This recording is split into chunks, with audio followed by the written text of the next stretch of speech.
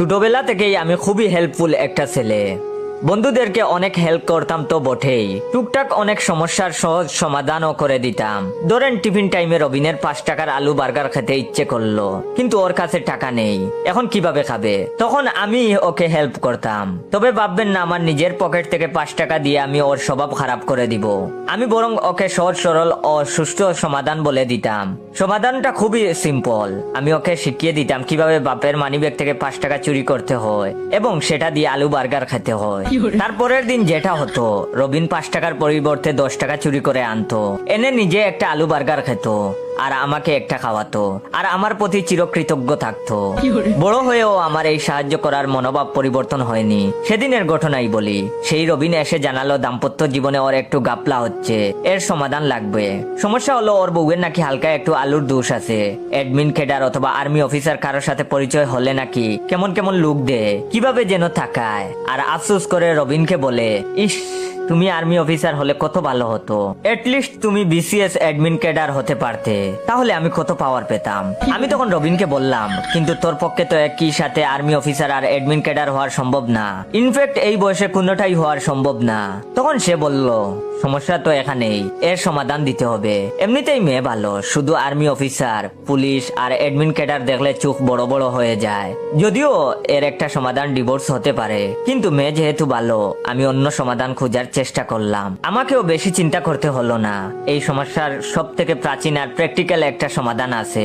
আমি রবিনকে বললাম, তুইও অন্য বাবিদের প্রশংসা করবি। তুই বলবি, দেখো ওই বাবিটা কত সুন্দর, গাল দুইটা কি সুন্দর সুন্দর গুল গুল, তোমার তো চাপা ভাঙ্গা, টিট ফর টেট। এতে কাজ হওয়ার কথা, কিন্তু কয়েকদিন পর রবিন জানালো কাজ হয়নি, বরং গুল গুল গাল বানানোর জন্য নাকি ওর বউ 5 বেলা হরলিক্স খাওয়া শুরু করেছে আর ফুলে পেঁপে হাঁটি হয়ে উঠেছে, এবং রবিনকে দেখি দিন দিন শুকিয়ে যাচ্ছে।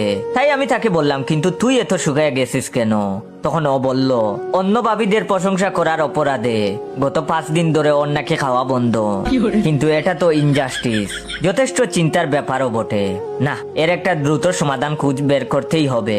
আমার কারণে বন্ধুর খাওয়া বন্ধ, এটা আমি কিছুতেই মেনে নিতে পারবো না। ব্যাপারটা এখন আমার লায়াবিলিটি।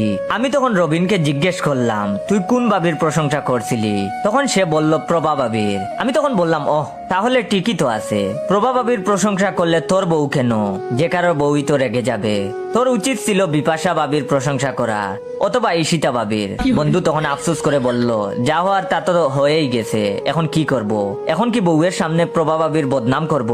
আমি তখন বাবার জন্য 5 মিনিট সময় নিলাম। মাথা মুটা রবিনকে বলতে ইচ্ছে করছিল, ওরে গাদা, মেয়েরা আরেক মেয়ের প্রশংসা তো সহ্য করতে পারেই না, বদনামও সহ্য করতে পারে না, সুতরাং বদনাম করে লাভ নেই।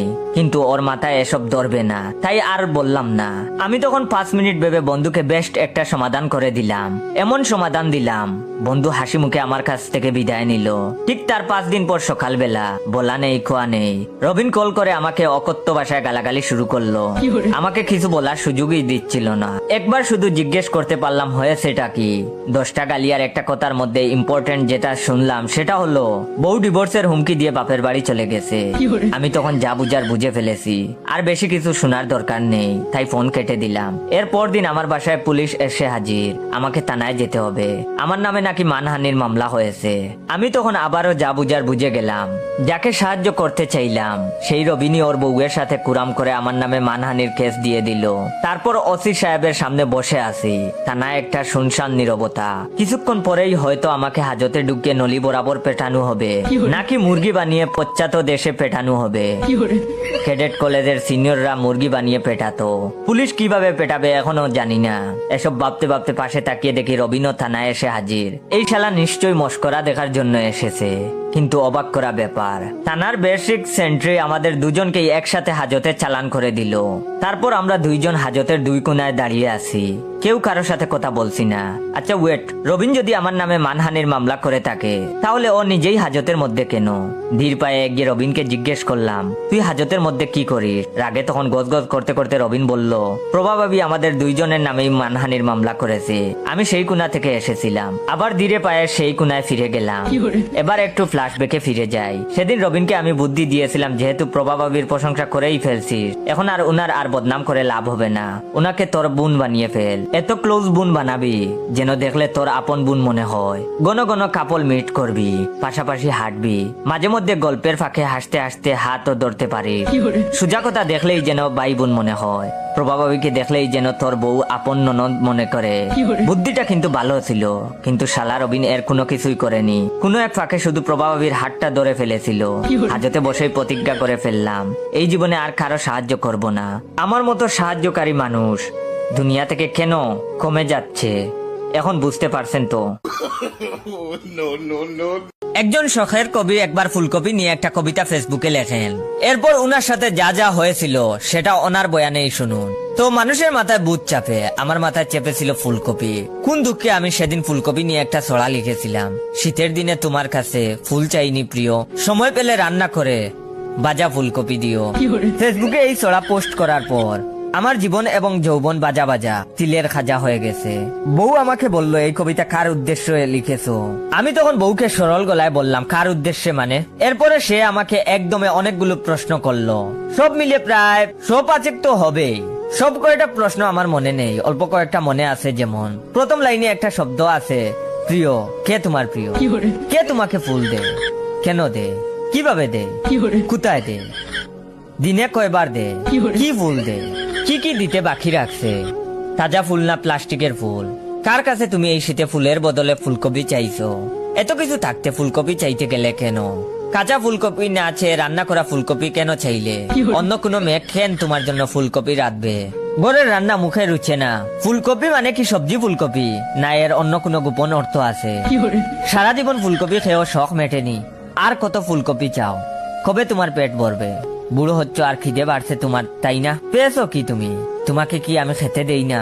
রাস্তাঘাটে তুমি ফুলকপি চেয়ে বেড়াও, আজ ফেসবুকে চাইছো, কাল কি চাল্লা নিয়ে রাস্তায় বসবে, পরশু কি পত্রিকায় বিজ্ঞাপন দিবে। আমার কাছে চাইলে কি আর আমি ফুলকপি দিতাম না?